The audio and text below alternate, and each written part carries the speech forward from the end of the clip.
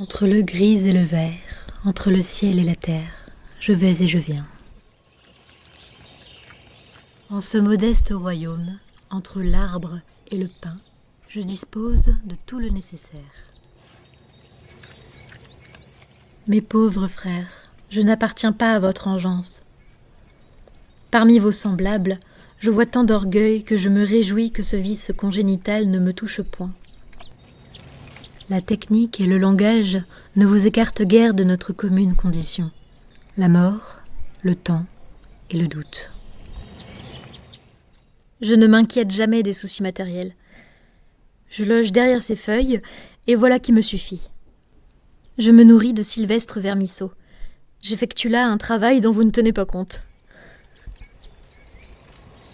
Je picore également les miettes de la boulangerie. Vous croquez avec de grosses mâchoires malhabiles, je m'empare des restes. Comme vous, je regrette d'avoir été jetée dans un jeu dont je ne maîtrise pas les règles. Souvent, un chœur de ténor, ne disposant pas de local, occupe ma forêt. J'aime leur voix auguste et solennelle.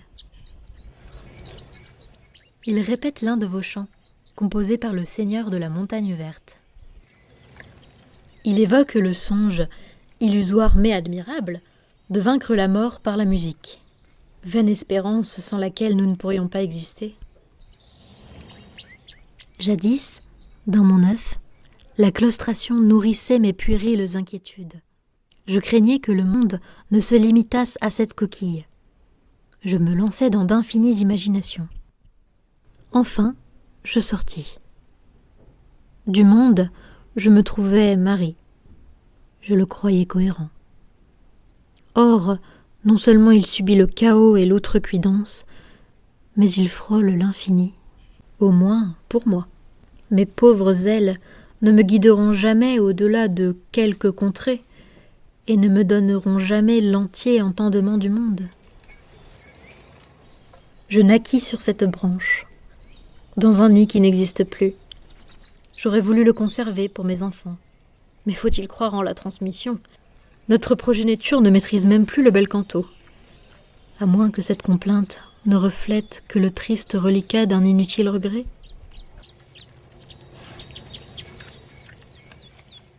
Dans ma jeunesse, j'aurais voulu quitter ce jardin. Néanmoins, mon compagnon blâmait ma couardise, mais louait mon humilité. Sans devancer les conséquences de mes actes, suivant mon instinct, je me mariai, avec le premier qui voulut de moi.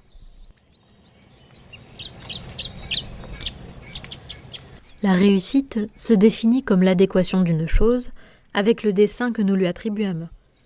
Dès lors, puis-je considérer mon existence comme réussie ? Je reproduisis ce que je ne comprenais pas, la vie. Ma progéniture connut une existence aussi limpide que la mienne. Douce routine. Mes enfants rejoignirent d'autres arbres. Avec la même légèreté que moi, ils optèrent pour la vie. J'aurais préféré qu'ils y méditassent davantage. Mon époux ne vit plus. Mes ailes se lassent. Je ne vivrai plus que quelques jours. De ce monde, je n'aurai compris que quelques miettes. À la postérité, je ne lègue que cette incertitude.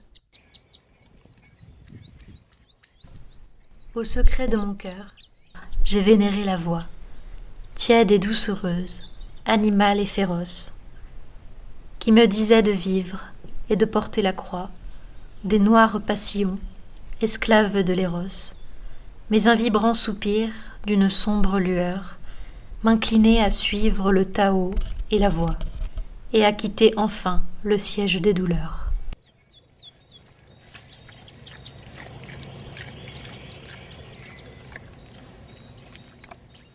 Sourire nocturne.